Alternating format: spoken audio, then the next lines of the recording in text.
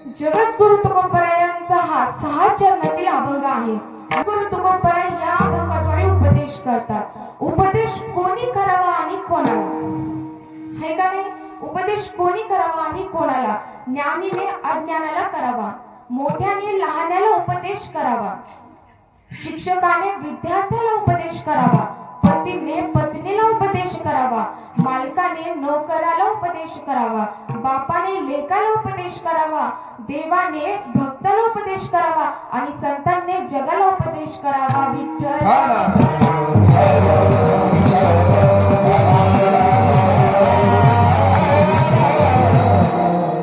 या ठिकाणी आपल्याला सगळ्यात पहिले उपदेश कोणी केला माहितीये?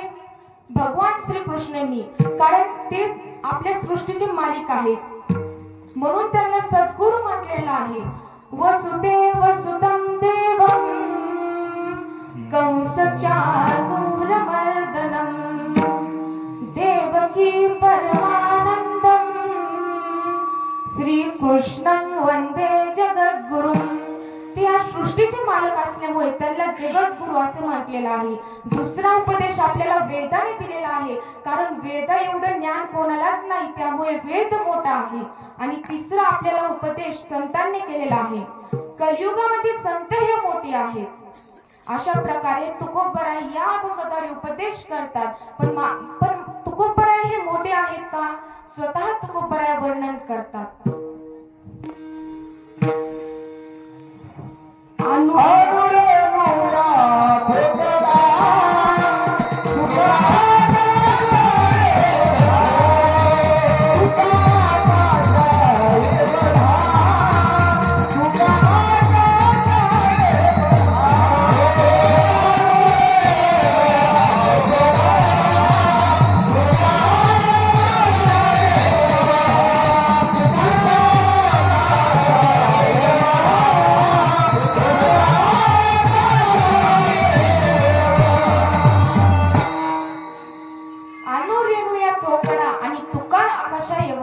तुकाराम महाराज म्हणतात की अणुरेणूहूनही लहान आहे.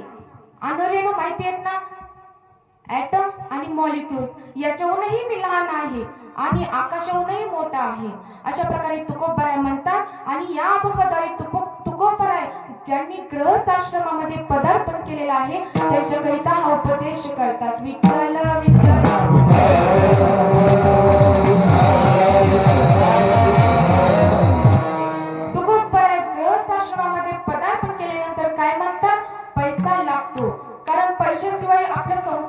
शकतो का? नाही. कारण गृहस्थाश्रमामध्ये पदार्पण केल्यानंतर बायकोला इच्छा असते साडी घ्यायची. सगळ्यांना वाटते की आपल्याला साडी घ्यावी, आपल्याला ज्वेलरीज घ्यावी, वाटते का नाही? मग त्यामुळे तुकोबराय म्हणतात की गृहस्थाश्रमामध्ये पदार्पण केल्यानंतर पैसा लागतो. ते म्हणतात ना, पैसा तेरा नाम क्या, परशा परशु परसराम.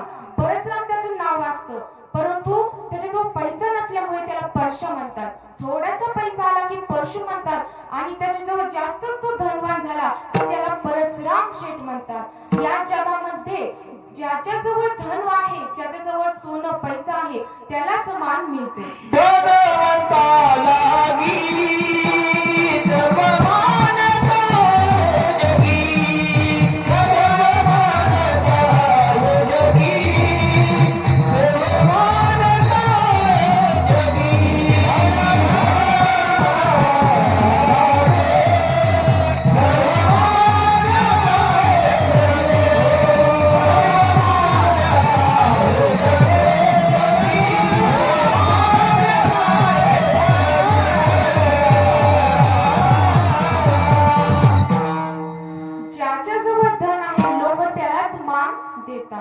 या जगामध्ये ज्याच्याजवळ जो धनवान आहे त्यालाच फक्त मान मिळतो. अशा प्रकारे तुकोबराय म्हणतात की गृहस्थाश्रमामध्ये आपण जेव्हा संसारामध्ये जातो तेव्हा आपल्याला पैसा लागतो. एक मन आहे ना, परमार्थामध्ये चित्त पाहिजे, शरीरामध्ये पित्त पाहिजे आणि संसारामध्ये वित्त पाहिजे.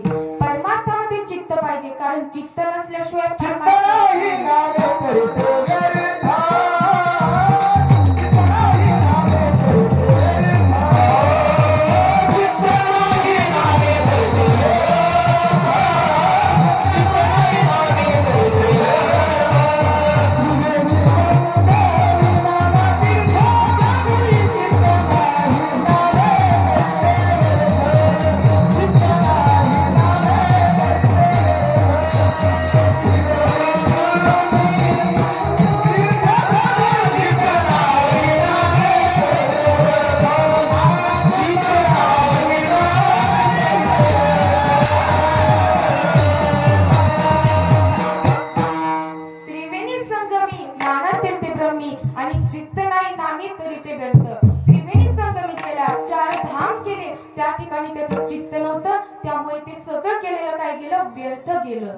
अशा प्रकारे तुकोबराय म्हणतात परमार्थामध्ये चित्त पाहिजे. एक गृहस्थी आहे नवरा बर का, तो पंढरपूरला गेला वारी करण्याकरिता आणि एकादशी दिवशी सकाळी घरी फोन लावून विचारतो का ग सगळं बरं आहे का. ती म्हणते सगळं बरं आहे पण. तो म्हणाला पण काय. तर ती म्हणाली आपली जी बांडी कुत्री होती ना ती कुत्री मेली. तो म्हणला कस काय मेली. तर मग ती म्हणते की आपल्या जवळ जे वगार होतं ना त्याचं हाडूक त्या बांडी कुत्रीच्या तोंडात अडकलं. मग तो म्हणाला वगार मेलं का. तर मग ती म्हणती हो. तो म्हणला कस काय मेलं. तर मग ती म्हणती म्हैस मेली म्हणून वगार मेलं. मग तो म्हणला म्हैस मेली का. ती म्हणली हो. म्हैस कस काय मेली. त्या म्हैसीला चारण्याकरिता कोणीच नव्हतं त्यामुळे म्हैस मेली.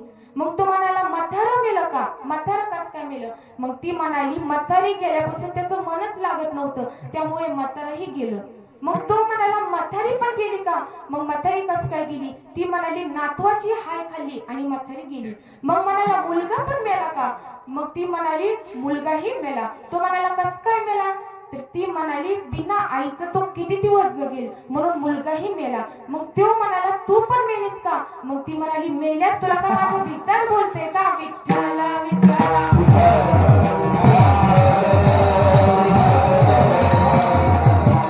म्हणजे ती म्हणाली की आता ठेव फोन आणि तू पंढरपूरला गेलास छानपैकी स्नान कर प्रदक्षिणा घाल आणि येताना काला घेऊन ये. इकडची तू काळजी करू नकोस. विठ्ठल विठ्ठल.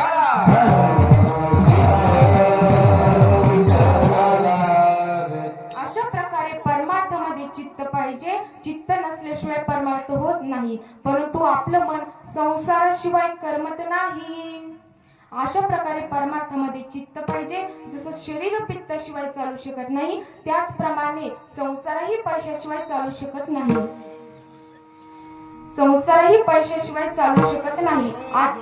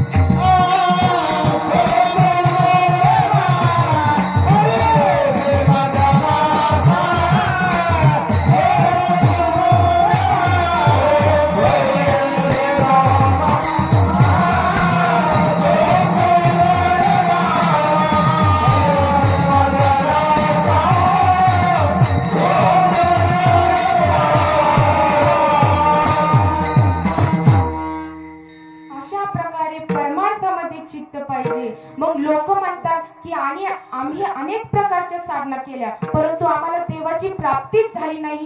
कशी होईल देवाची प्राप्ती. संत तुकडोजी महाराज वर्णन करतात. मने नाही भाव मने देव मला पाव. मने नाही भाव मने देव मला पाव. देव आशाने पावायचा नाही रे. देव बाजारचा भाजीपाला नाही रे.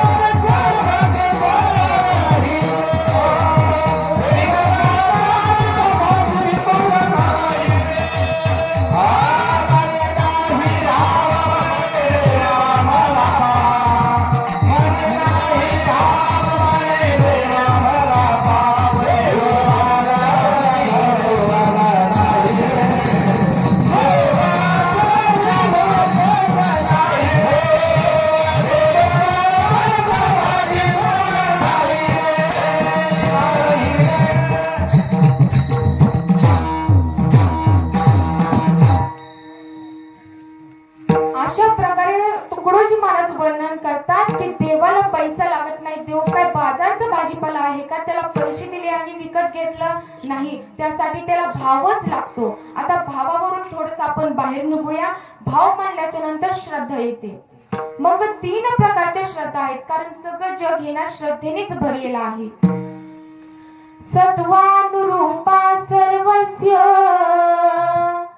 श्रद्धा भवति भारत, श्रद्धामयं पुरुषो यो यच्छ्रद्धसेव सः. अशा प्रकारे सगळं जग हे श्रद्धेने भरलेलं आहे. ज्ञानेश्वर महाराज सुद्धा वर्णन करतात. ऐसे नेहा सकळो जगदंबरुनी खेळू, श्रद्धेचाच केवळू ओतला असे. सगळं जग हे श्रद्धेने भरलेलं आहे. मुलगी द्यायची झाली तर श्रद्धा लागते, व्यवहारामध्ये सुद्धा श्रद्धा लागते. मग 3 प्रकारच्या श्रद्धा आहेत या जगामध्ये. त्रिविधा भवती श्रद्धा देहिनां स्वभावजः, सात्विकी राजसी चैव तामसी चेतितां शृणु. 3 प्रकारच्या श्रद्धा आहेत. एक सात्विक श्रद्धा, दुसरी राजस श्रद्धा आणि तिसरी तामस श्रद्धा. सात्विक श्रद्धा ही देवाच्या ठिकाणी असते, राजस श्रद्धा राक्षसांच्या ठिकाणी आणि तामस श्रद्धा ही भूत प्रेतांच्या ठिकाणी असते. अशा प्रकारे या श्रद्धा आहेत. आता आपण परत मागे येऊया. काय सुरू होतं मला आता सांगा. आता मला सांगा की तुम्ही कीर्तनासाठी आलात, हे चांगल्यातून वाईट का वाईटातून चांगलं? वाईटातून चांगलं, कारण ही सध्या झोपेची वेळ आहे आणि झोपेच्या वेळेतही तुम्ही या ठिकाणी आलात. मला खूप आनंद होतो. विठ्ठल विठ्ठल.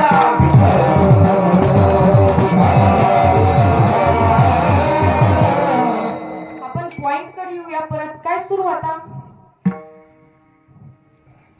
परमार्थामध्ये चित्त पाहिजे. चित्तावरून आपण बाहेर फुटलो होतो. जसं झाडाला फांद्या फुटतात त्याचप्रमाणे तर संसारामध्ये जसं शरीर पित्ताशिवाय चालू शकत नाही, 3 प्रकारचे पित्त आहेत, आंबट, गोड आणि कडू. याच्याशिवाय शरीर चालू शकत नाही. त्याचप्रमाणे संसारही पैशाशिवाय चालू शकत नाही. आणखीन काय काय गोष्टी गृहस्थ आश्रमामध्ये असायला पाहिजेत बरं? सुभाषितकार वर्णन करतात. सानंदम सदनम सूताश्च सुधीह कांता मृदु भाषिणी, सन्मित्रम सदनम सोयोषितिरतीश्चाज्ञा परासेवका.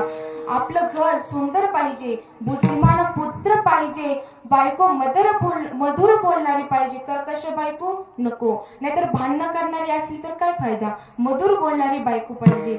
मित्र पाहिजे सुख दुःखामध्ये साथ देणारा. का? Because our life in important our friend, because friendship is a golden chain. कळलं? मित्र हा आपल्याला सुख दुःखामध्ये साथ देणारा पाहिजे. मित्र सोन्यासारखा असायला पाहिजे. सेवक पाहिजे. कसा? आज्ञाधारक सेवक. यानंतर उत्तरार्धामध्ये सुभाषितकार म्हणतात, आतिथ्यम शिवपूजनम प्रतिदिनम मिष्टान्नम पानम गृहे साधो संघे उपासते ही सततम धन्य गृहस्थाश्रमः. आपल्या घरी जे पाहुणे येतात त्यांचं स्वागत झालं पाहिजे. त्यांना भांडलं किंवा दाराच्या बाहेर नाही काढून दिलं पाहिजे. निदान पाणी तरी द्यायला पाहिजे. घरामध्ये रोज देवपूजा झाली पाहिजे. होती का सगळ्यांच्या घरी देवपूजा? होती का? आता कशाची दिवशी आहेत? भुईमुग काढण्याची का?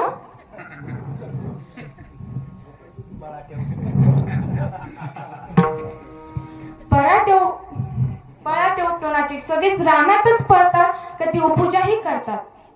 का देवपूजा करून मग रानात जातात? रिस्पॉन्स देत जा ना, नाहीतर मला मूड येत नाही बरं का. रिस्पॉन्स देणारे असतील तर मला खूप छान प्रकारे मूड येतो.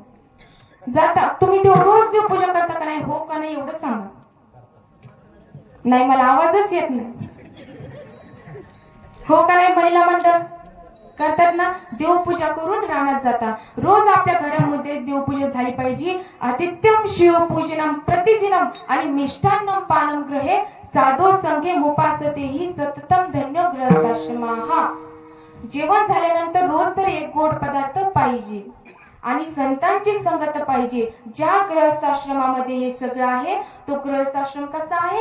धन्य आहे. विठ्ठल विठ्ठल.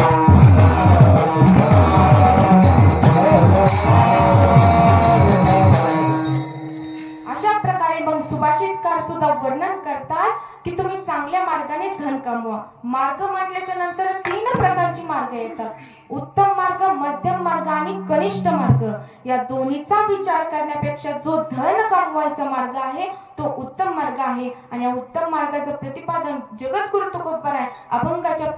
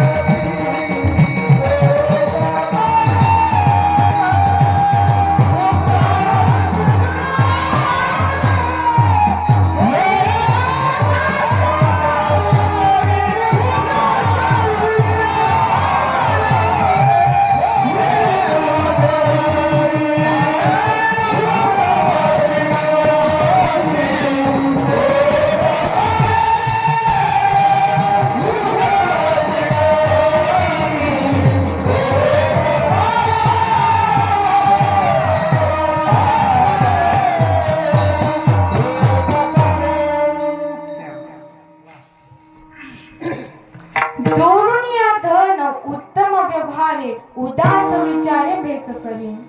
जगद्गुरु तुकोबराय म्हणतात तुम्ही धन कमवा, पण ते कसं कमवा की चांगल्या मार्गाने कमवा. आणि तो पैसा कमवल्यानंतर तो पैसाही खर्च करीत असताना काय करा तर विचार करून खर्च करा. तो पैसा तुम्ही सत्कार्याच्या ठिकाणी खर्च करा. मग सत्कार्य कोणती की ज्या ठिकाणी मंदिराचं काम सुरू आहे, गोरगरिबांना सहकार्य करणे म्हणजे सत्कार्याच्या ठिकाणी पैसा खर्च करणे. काहो महिला मंडळ, आपण चांगल्या मार्गाने पैसा कमवायचा आणि तो सत्कार्याच्या ठिकाणी खर्च करायचा. यातून आपल्याला काय मिळणार हेच महाराज अभंगाच्या 2य चरणामध्ये सांगतात.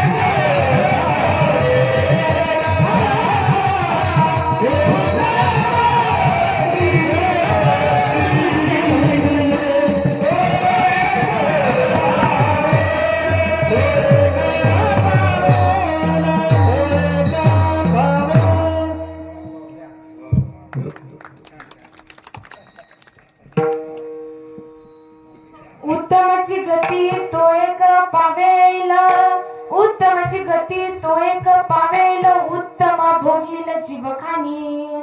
हे सत्कार्य केल्यामुळे आपण उत्तम गतीला प्राप्त होतो. उत्तम गतीला जाण्याचे महाराजांनी 2 मार्ग सांगितलेले आहेत. पहिली म्हणजे संतांची संगत आणि दुसरी म्हणजे मुखाने नामचिंतन. तर 2 मिनिटं आपण मुखाने नामचिंतन करायचं का? हो का नाही? मी म्हणलं ना मला रिस्पॉन्स लागतो. हो का नाही सांग? हो ना? घ्या भजन. राम कृष्ण हरी जय जय.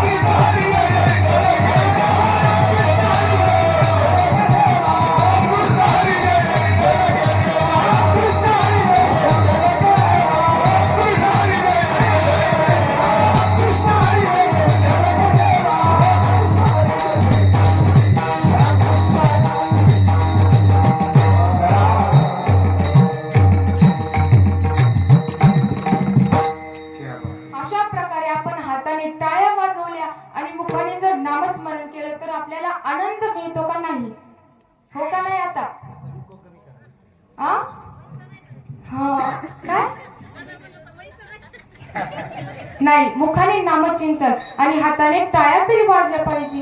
तुम्हाला मी म्हणले का माझ्यासोबत पावल्या घ्या? नाही ना, तेवढं मी समजू शकते. फक्त म्हणलं होतं की मुखाने नामचिंतन करा आणि हाताने टाळ्या वाजवा. तेही तुम्ही छान पद्धतीने केलं. मला आनंद मिळाला. विठ्ठल विठ्ठल.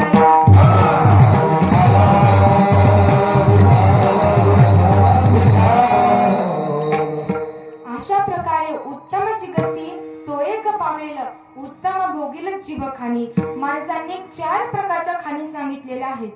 अंडज, उद्भेद, स्वदेश आणि जारज. या 4 खाणी आहेत आणि या 4ही खाणीपैकी आपण एक युनिट केलो की आपल्याला उत्तमच जागा मिळते. जर कुत्र्याच्या युनिट केलो की गावातील कुत्र होत नाहीत, मोठ्या बिल्डरचं कुत्र होतो. त्याला सांभाळायला 4 माणसं वेगळेच, खायला वगैरे वगैरे वेगळंच. आपण माणूस असून आपल्याला लिफ्ट मिळत नाही, तो कुत्रा असून 2 करोडच्या गाडीमध्ये फिरतो. आणि कठाळा झालो की कठाळ्याला काही कामच नसतं, तो नुसतेच इकडून तिकडे चक्रा मारत राहतो. कसं? इकडून तिकडे मारी ती चक्रा चक्रा करा शांताबाई. आता तुम्ही म्हणतात की या मुलीने कीर्तनामध्ये गाणं का आणलं? तर हे मनोरंजनामधून प्रबोधन आहे. कारण संत तुकडोजी महाराजांनीही मनोरंजनामधून प्रबोधन केलं.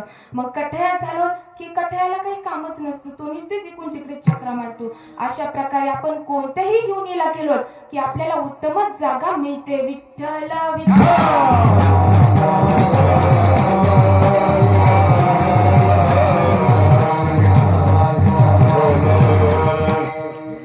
आणि गृहस्थाश्रमामध्ये कसं वागावं, काय करावं, महाराज अभंगाच्या 3ऱ्या चरणामध्ये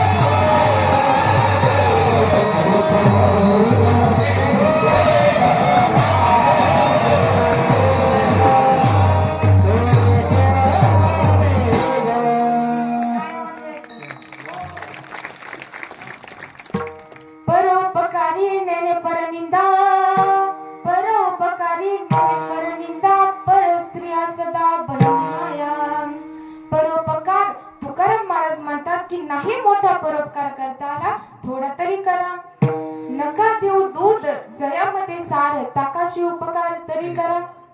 दूध देऊ नका, त्यामध्ये लोणी हे सार आहे, परंतु ताक देऊन तरी उपकार करा. कारण देवाने मानव देह हा केवळ परोपकारासाठी पाठवला आहे. आता थोडं डीप मध्ये जाऊया परत, की 3 गोष्टी मिळणे दुर्लभ आहेत. कोणत्या 3 गोष्टी? दुर्लभम त्रयमेवेता देहानुग्रह हेतुकम मनुष्यत्वं मोक्षत्वं महापुरुष संश्रयः. 3 गोष्टी मिळणे दुर्लभ आहे. पहिली गोष्ट, मानव देह मिळणे दुर्लभ आहे. नरदेह दुर्लभ दाना रे, नरदेह दुर्लभ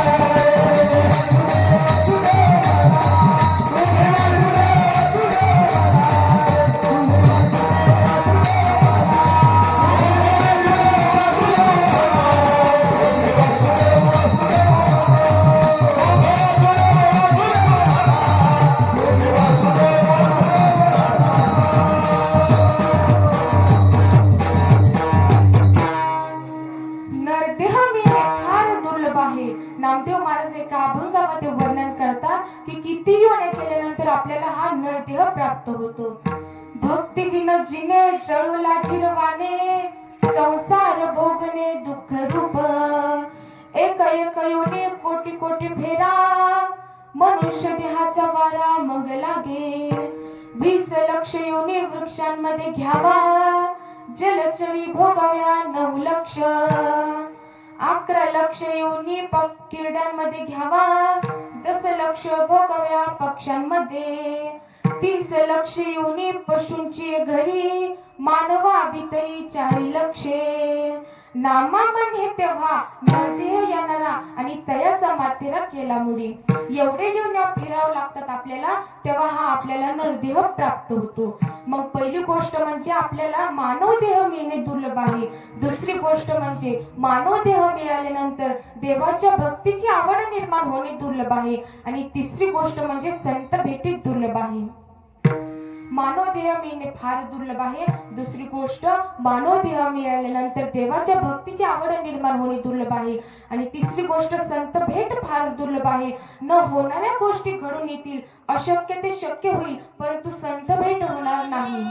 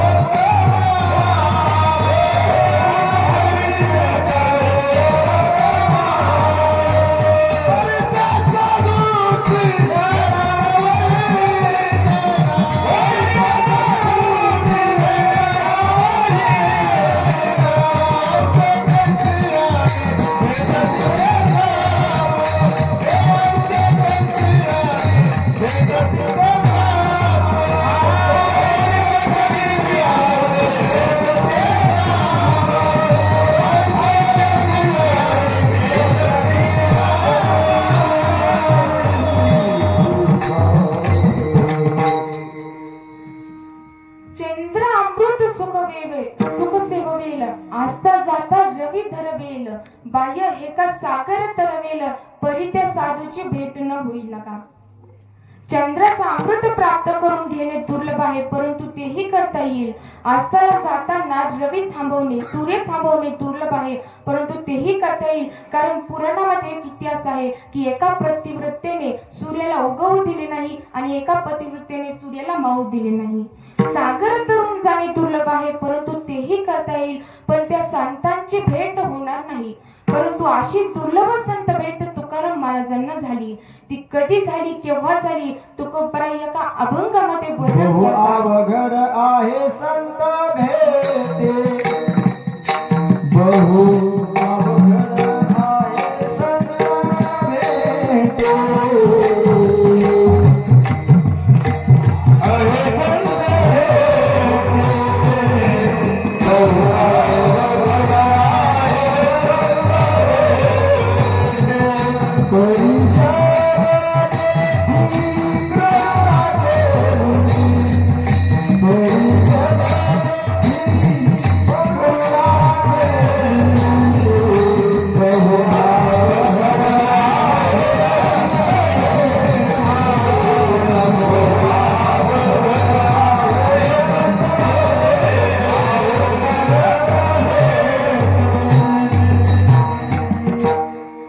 अशी असणारी बहु अवघड अशी संत भेट तुकाराम महाराजांना झाली. ती केव्हा झाली, कशी झाली आणि कुठे झाली, तुकोबराय एका अभंगामध्ये वर्णन करतात.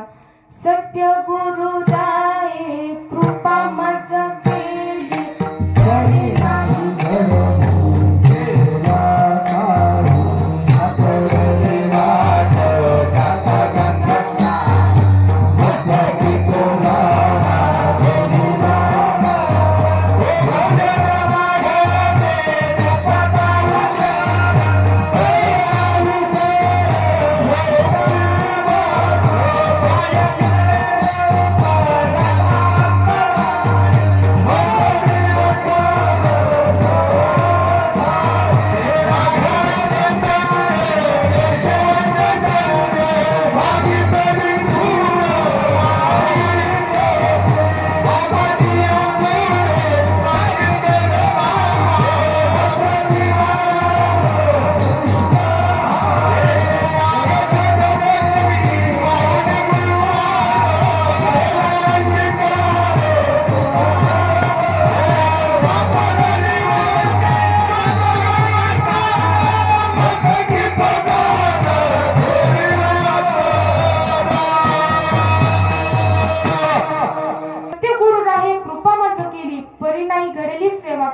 तुकोबराय म्हणतात की मी जेव्हा गोदावरी नदीला स्नानाला जात होतो, त्या ठिकाणी जात असताना पाठीमागून मला आवाज आला, तुकारामा थांब, मी तुझा गुरु आहे. असं म्हटल्यानंतर तुकाराम महाराज थांबले.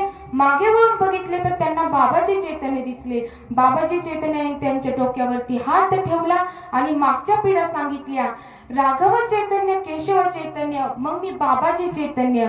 आणि मस्तकावर हात ठेवून त्यांना मंत्र दिला, रामकृष्ण हरी. आणि तो दिवस होता माघ महिन्यातील शुद्ध दशमीचा गुरुवार. त्या ठिकाणी तुकाराम महाराजांना संत भेट झाली. हे अशा प्रकारे तुकाराम महाराज या अभंगाद्वारे सांगतात. मग नारद मुनी एक वेळेस भगवान विष्णूंना प्रश्न विचारतात की हे संत दर्शनाचा महिमा, संत दर्शनाचा महिमा असं म्हणतात, काय आहे संत दर्शनाचा महिमा, मला सांगा तरी तुम्ही. त्यावेळेस भगवान विष्णू म्हणतात की तू या गावी जा. या गावी गेल्यानंतर त्या झोपडीवर एक सरड्या आहे, त्या सरड्याला तू सजावून संत दर्शनाचा महिमा विचार. नारद मुनी जातात. नारद मुनी त्या सरड्याला संत दर्शनाचा महिमा विचारतात. त्यावेळेस तो सरड्या नारद मुनींकडे बघतो आणि बघितल्यानंतर काळे पांढरे डोळे करतो आणि नारद मुनींच्या चरणाशी येऊन मरण पावतो. नारद मुनी जातात, भगवान विष्णूकडे म्हणतात, त्याला मी संत दर्शनाचा महिमा विचारला, परंतु तो माझ्या चरणाशी येऊन मरण पावला. मग आता भगवान विष्णू म्हणाले की तू या झाडापाशी जा, त्या झाडावर एक पोपट आहे, त्या पोपटाला तू संत दर्शनाचा महिमा विचार. नारद मुनी गेले. नारद मुनी गेल्यानंतर विचारलं, मला संत दर्शनाचा महिमा सांग. त्यावेळेस त्या पोपटानेही नारद मुनींकडे बघितले आणि चरणाशी येऊन त्याने प्राण सोडले. नारद मुनीला लटलट काप होऊ लागला, कारण त्यांच्यामुळे 2 जीव मृत्युमुखी पडले होते. नारद मुनींची अवस्था कशी झाली?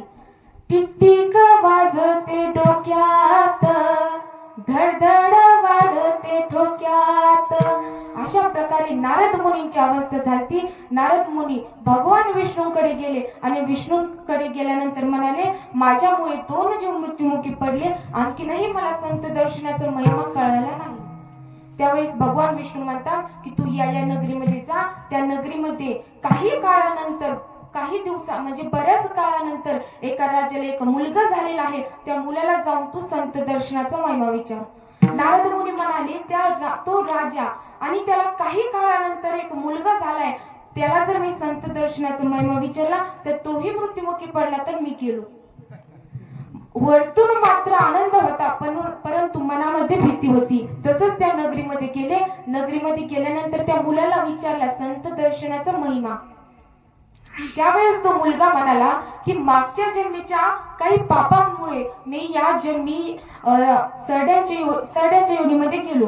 सरड्याच्या योनीमध्ये मला तुमचे दर्शन झाले, त्यामुळे मला पोपटाची योनी मिळाली. पोपटाच्या योनीतही मला तुमचे दर्शन झाले, त्यामुळे मला हा मानव देह प्राप्त झाला आणि मानव देहामध्येही मला तुमचे दर्शन झाले. तर त्यामुळे अगदी 5च दिवसात मला वाणी फुटली. आणखीन काय तुम्हाला संत दर्शनाचा महिमा सांगायचा. विठ्ठल विठ्ठल.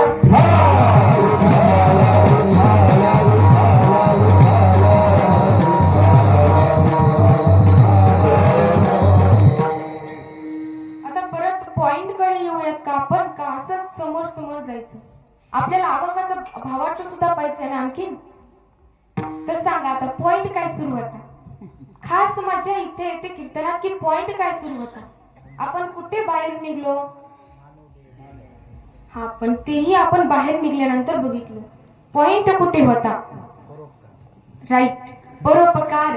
परोपकारी नेने परनिंदा. नेने परनिंदा या ठिकाणी दुसऱ्यांची निंदा करायची नाही, कारण निंदा करणाऱ्याकडे सगळे पाप येतात. येती निंदकापाशी आशेसही पापे. एक दृष्टांत सांगते लक्षात येण्यासाठी. एका गावामध्ये एक साधू महात्मा राहत होते आणि ते त्यांच्या आश्रमामध्ये सतत ग्रंथ सांगायचे. ते श्रवण करण्याकरिता असंच गावातील पुरुष आणि काही महिला त्या ठिकाणी त्या आश्रमामध्ये जात होत्या. एक बाई मंथन करीत असताना तिला त्या साधूची आठवण होती. ती एक स्वच्छ सुंदर भांड्यामध्ये ती काढून ठेवते आणि त्या आश्रमाच्या दिशेने जाते. जात असताना आकाशी मार्गाने एक घार सापाला घेऊन जात होती. तर सापाची गराळी थेट त्या भांड्यामध्ये पडते. भांड्यामध्ये पडल्यानंतर तीच बाई ते भांड्यातले ताक साधू महात्माला प्यायला देते. साधू महात्मा ते एकदा ताक पितात की परत, एकदा झोपतात की परत उठतच नाही. गावामध्ये चर्चा सुरू होते की साधू महात्मा मेले, साधू महात्मा मेले. कशामुळे मेले. त्या बाईने त्या ताकामध्ये विष टाकले, त्यामुळे साधू महात्मा मेले. इकडे यमदूत विचारामध्ये पडतात की हे पाप द्यायचं तरी कोणाला. तर एक जण म्हणतो त्या बाईलाच द्या, तर काही जण म्हणतात ती बाई भाविक होती त्यामुळे त्या साधूला ताक घेऊन गेली. तर मग एक जण म्हणाला मग त्या सापाला द्या. तर काही जण म्हणाले त्या सापाचाही काही दोष नाही, कारण तिला तर ती घार घेऊन जात होती. मग एक जण म्हणाले त्या घारीला द्या. तर काही जण म्हणाले त्या घारीचाही काही दोष नाही, ती तिचं जेवण घेऊन जात होती. कोणत्याच यमदूताला काही सुचेना. त्यापैकी एक यमदूत म्हणाला की माझ्या मागे तुम्ही गावामध्ये गुप्त रूपाने चला. गुप्त रूपाने त्या ठिकाणी ते गावामध्ये गेले. गावामध्ये कुचरवट्यावरती काही लोक बसले होते. ते चर्चा करीत होते की महाराज मेले. कशामुळे त्यांना नीट माहितीही नसतं, परंतु निंदा करतात. कशामुळे. ते म्हणाले त्या बाईने त्या ताकामध्ये विष टाकले आणि त्या साधू महात्माला प्यायला दिले, त्यामुळे साधू महात्मांनी ते पिले. एकदा झोपले की परत उठलेच नाही, म्हणजे त्या बाईनेच त्या साधू महात्माला मारले. अशी चर्चा करत होते. त्यामुळे यमदूताने सगळं पाप त्या माणसांना देऊन टाकलं. त्यामुळे कोणाचीच निंदा करायची नाही. नाही चांगलं म्हणता आलं तर वाईटही नाही म्हणायचं. त्यामुळे येते निंदकापाशी आशेसही पापे. कोणाचीच निंदा करायची नाही. विठ्ठल विठ्ठल.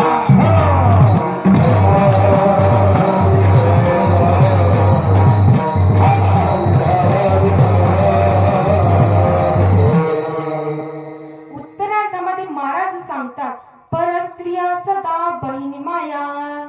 तुकाराम महाराज म्हणतात की ज्या दुसऱ्या स्त्री आहेत त्यांना सदा आम्ही बहीण आणि आई या नजरेनेच पाहतो. एक वेळेस तुकाराम महाराज भंडारा डोंगरावरती भजन करीत होते.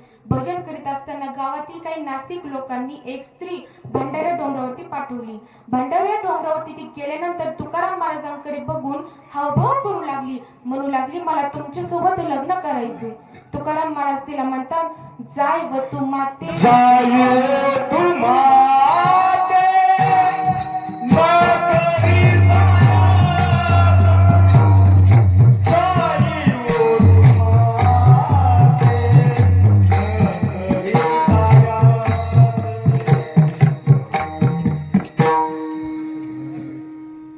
जाय व तू माते न करी सायास, आम्ही विष्णुदास जैसे नव्हे. अगं माते तू इथून जा, आम्ही विष्णूचे दास आहोत, आम्ही तसे नाहीये. ती स्त्री ऐकायलाच तयार नाही, हावभावच करू लागली. तुकाराम महाराज रागवले आणि तिला म्हणतात, तुका म्हणे तुझं पाहिजे व्रतार, तरी काय नर थोडी आहे. तुला जर नवराच पाहिजे तर त्या देऊ गावामध्ये काय कमी पुरुष आहेत का, तिकडे जा, तू इकडे का आली. त्या स्त्रीला तुकाराम महाराज त्यांची स्थिती सांगतात.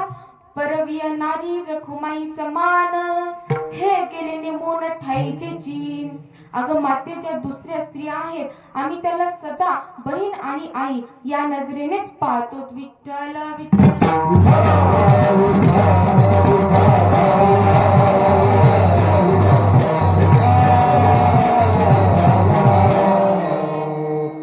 अशा प्रकारे परोपकारी नेणे परनिंदा आणि परस्त्रिया सदा बहिणी माया. आणि असाच एक नियम महाराज अभंगाच्या 4थ्या चरणामध्ये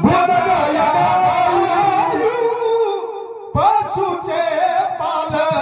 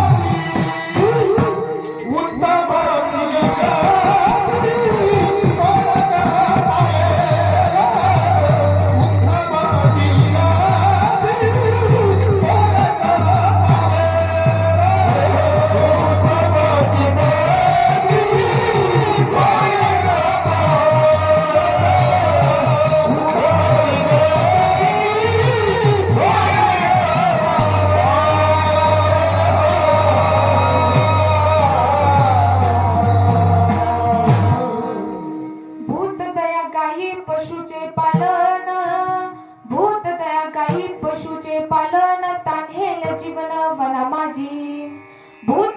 म्हणजे भूतांची दया नाही बर का. भूतांची दया केल्यावरती आपले शेजारी येऊन बसतील. तर भूतांची दया नाही तर पशु पालकांचं तुम्ही पालन करा. आजकाल लोक कुक्कुट पालन करताना दिसत आहेत, तर तुम्ही पशूंचे पालन करा, गायीचे पालन करा. एका जिल्ह्याचा कलेक्टर होता. त्याच्याजवळ एक गाय होती. ती वृद्ध झालेली होती, म्हातारी झालेली होती, तरीही तो तिला सांभाळायचा. रात्री उरलेली अर्धी चपाती तिला सकाळी खाऊ घालायचा, पाठीवरून हात फिरायचा आणि तिला 5 प्रदक्षिणा घालायचा. एका व्यक्तीने विचारले, तुम्ही तुमची जिथे बदली होती तिथे तुम्ही त्या गायीला घेऊन जाता, तिला विकत का नाही, ती तर आता म्हातारी सुद्धा झाली. तर त्या कलेक्टरने त्याला उत्तर दिलं की मला 5 वर्ष झालं शुगर होती, परंतु मी नुसते या गायीला 5 प्रदक्षिणा घालतो, अर्धी चपाती खाऊ घालतो, त्यामुळे मला असणारी शुगरही ती गेलेली आहे. म्हणजे सायन्सने सुद्धा हे सिद्ध करून दाखविलं आहे की गाय किती पवित्र असते. विठ्ठल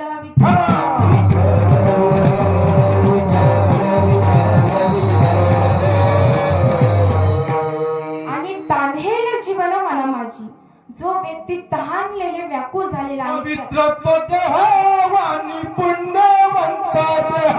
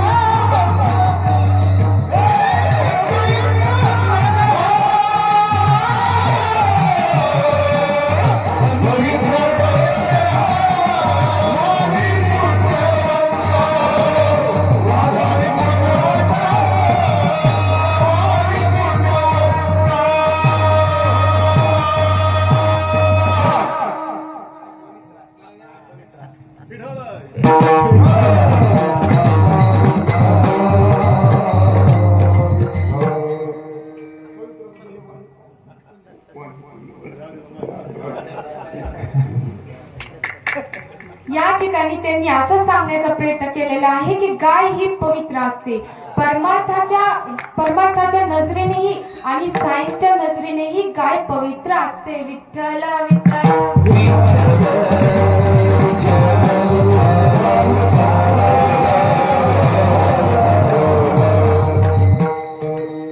बुद्ध दया काही पशुचे पालन आणि तान्हेल जीवन बना माझी. जो व्यक्ती तहानलेले व्याकुळ झालेला आहे त्याला जीवन जल म्हणजेच पाणी द्या. कारण नाथ माणसांनी गाढवामध्ये देव पाहिला आणि त्या गाढवाला पाणी दिले. आपण मानव आहोत है का नाही. आपल्याकडून थोडा तरी परोपकार झाला पाहिजे. मानवाला पाणी दिलं पाहिजे. अशा प्रकारे भूत दया काही पशुचे पालन आणि तान्हेल जीवन बना माझी. आणि आपल्या वडिलांचं जेणेकरून महत्व वाढेल असं काहीतरी करा. महाराज अभंगाच्या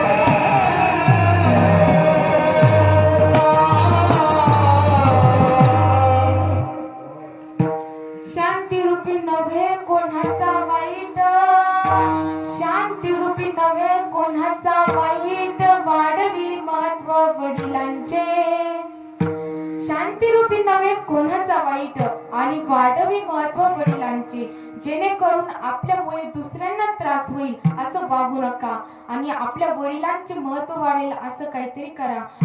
मुलांनी असं कधीच वागू नका की जेणेकरून आपल्या वडिलांची मान खाली केली पाहिजे.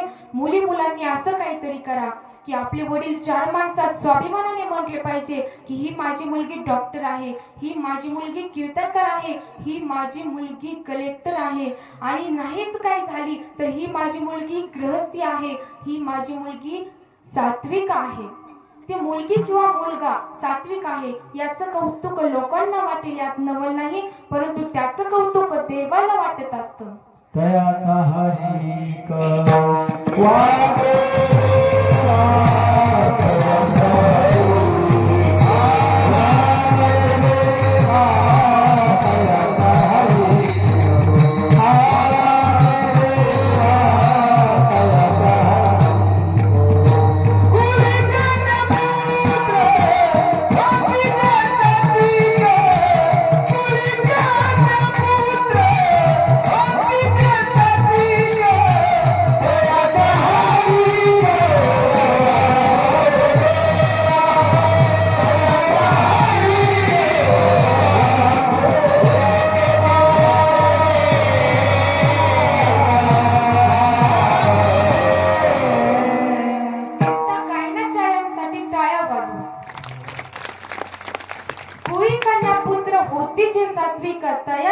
का वाटे देवा. ती मुलगी नाहीच काय बनू शकली, परंतु एक सात्विक मुलगी तरी बनेल. त्याचं कौतुक बापाला त्याचं कौतुक लोकांना वाटतंय यात नवल नसतं, परंतु तिचं कौतुक देवाला वाटत असतं. बापाचं महत्व खूप सारं आहे. आपल्याला प्रत्येक कामामध्ये आईच दिसते, परंतु आपले वडीलही खूप काम करत असतात. आपल्याला वडिलांचं महत्व कळतच नाही. माझ्या वडिलांची बिनास्ती देवा, माझ्या वडिलांची बिनास्ती देवा.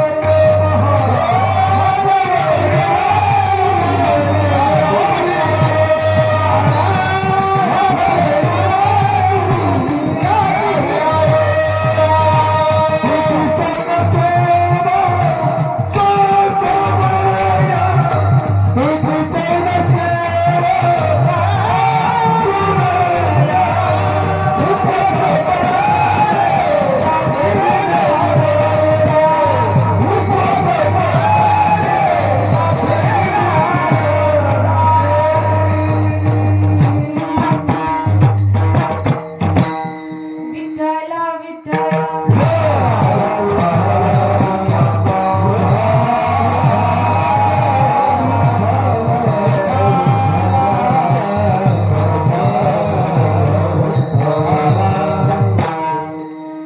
या ठिकाणी आपले वडीलही आपल्यासाठी खूप काही कष्ट करीत असतात.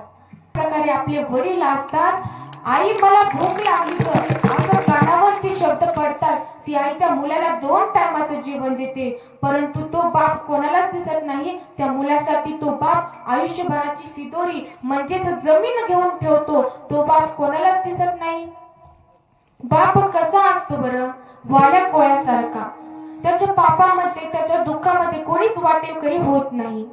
सगळे म्हणतात की बाप कठोर असतो, त्याचे अश्रू दिसत नाहीत, तो रडत असतो, परंतु तो करता असतो. तो रडला म्हणून सगळे घरचे रडतील, खचून पडतील, त्यामुळे तो रडत नसतो.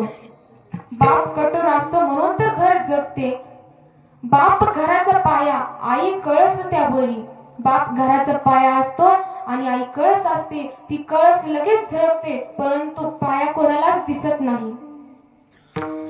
पाया कोणालाच दिसत नाही आणि बाप एकदाच रडतो. मुलगी सासरी जात असताना कोपऱ्यात जाऊन रडतो महाराज. मुलगी सासरी जात असताना काय करतो?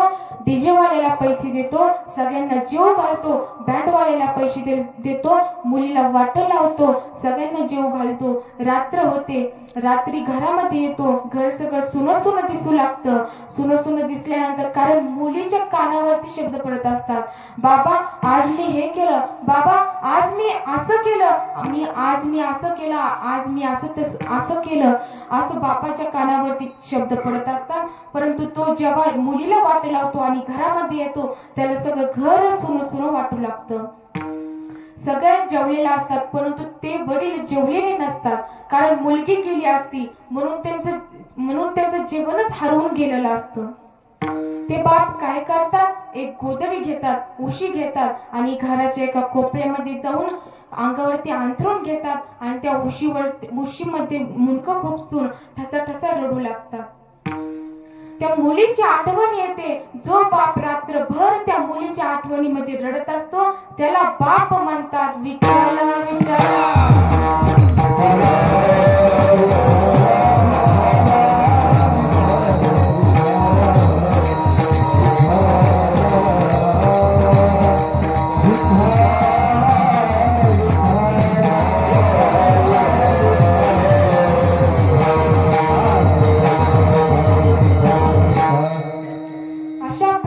शांतिरूपी नव्हे कोणाचा वाईट आणि वाढवी महत्व वडिलांचे. आणि आपण जे काही एवढं 5 चरणापर्यंत बघितलेलं आहे ते सगळं आपल्याला लाभल्यानंतर आपल्याला वैराग्याचे परम पद्मफळ प्राप्त होते. महाराज अभंगाच्या शेवटच्या जन्मात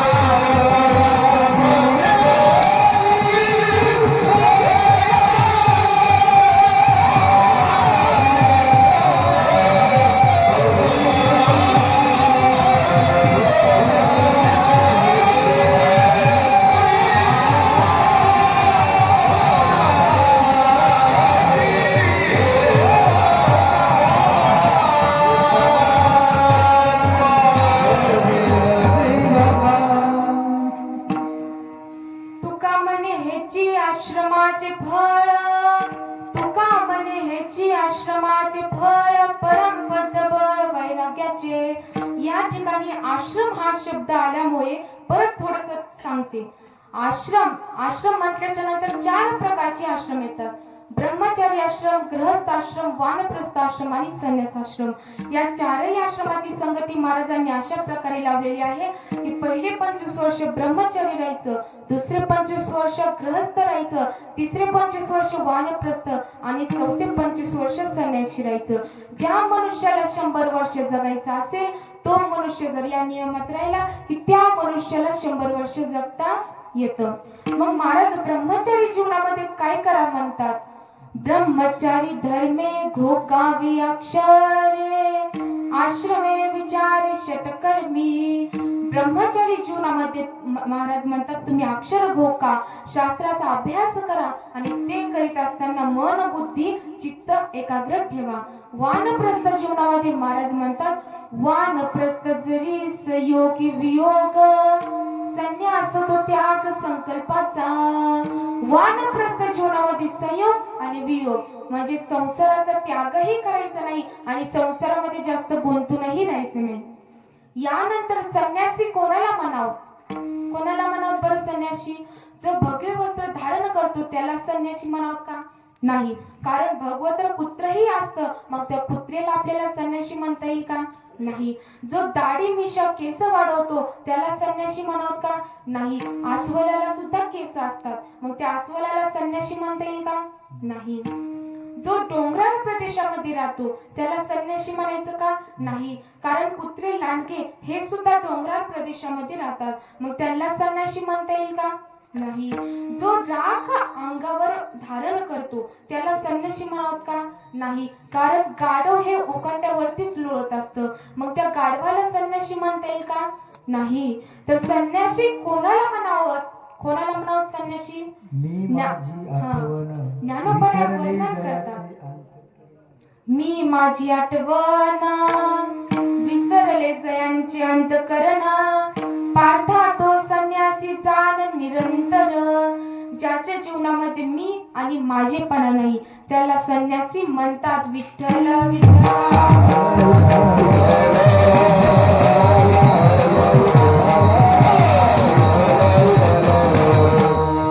यानंतर थोडक्यात सांगून जाते की संत कोणाला म्हणावं. झोप येत नाही ना? झोप येत असली की लगेच कीर्तन सोडून देते, हो का नाही सांगा? येत नाही झोप? सांगू का? थोडक्यात सांगते. 11 वाजत आलेले आहेत त्यामुळे थोडक्यात सांगते, नाहीतर तुम्ही बसत असाल तर मी आणखीन कीर्तन सुरू करते. चालते का? नाही, सगळ्यांचा रिस्पॉन्स येत नाही त्यामुळे आपण थोडक्यात सांगूया. संत कोणाला म्हणावं बरं? संतांची 9 लक्षणे आहेत, ऐका.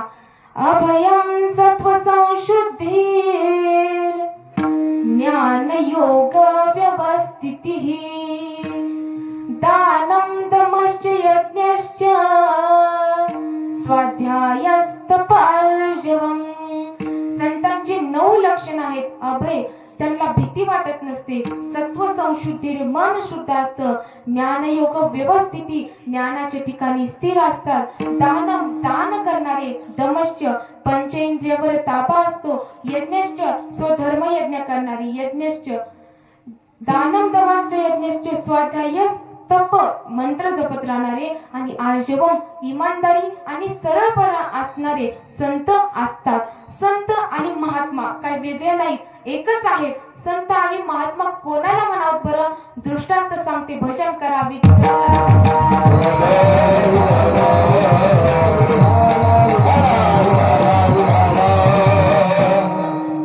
एक वेळेस वामन भाऊ महाराज हॉस्पिटलमध्ये ऍडमिट होते.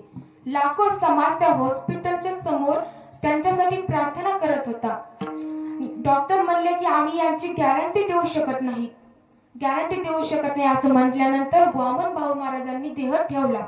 लोकांमध्ये चर्चा सुरू झाली की ज्या तिथीला भगवान महाराज वारले त्याच तिथीला वामन भाऊ महाराजही गेले. आता वामन भाऊ महाराजांच्या पुण्यतिथीला गहिनीनाथ गडावर जायचं की भगवान बाबांच्या पुण्यतिथीला भगवान गडावरती जायचं, अशी लोकांमध्ये चर्चा सुरू झाली. त्यावेळेस वामन भाऊ महाराज गेलेले उठले आणि म्हणाले, अरे हो, आज माझा भगवान गेलाय का? मी आणखीन 8 दिवसानंतर जातो. विठ्ठल विठ्ठल.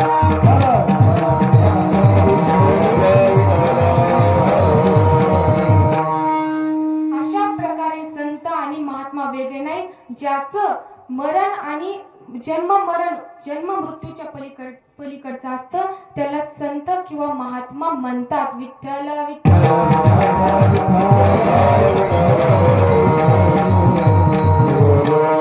आता या ठिकाणी मलाही खूप सांगावंसं वाटतं, परंतु आपला टाइम झालेला आहे, त्यामुळे मी विठ्ठल विठ्ठल पटकन घ्यायले की मला तुम्हाला सांगावंसं वाटायले, पण मी विचार करायले सांगू का नको, कारण बऱ्याच जणींना झोप येत आहे. आणि तुका म्हणे ह्याची आश्रमाचे फळ आणि परमबद्ध बळ वैराग्याचे. अशा प्रकारे मी या अभंगाचा भावार्थ सांगण्याचा प्रयत्न केला. जे काही माझ्या वाणीतून चुकीचे शब्द निघले असतील तर मला माफ करा. ते तुम्ही तुमची मुलगी म्हणून पदरात घ्या. ज्यांना एक आहे त्यांनी दुसरी समजा, ज्यांना दोन आहे त्यांनी तिसरी, आणि ज्यांना कोणीच नाही त्यांनी मला वटीत घ्या किंवा माझ्या अकाउंट वरती पैसे टाकून द्या. देऊ का अकाउंट नंबर? घेता का? देऊ? घ्या लिहून. www.com. घनसावंगी पलीकड गाव अलीकड आणि नातं सगळीकड. विठ्ठल विठ्ठल.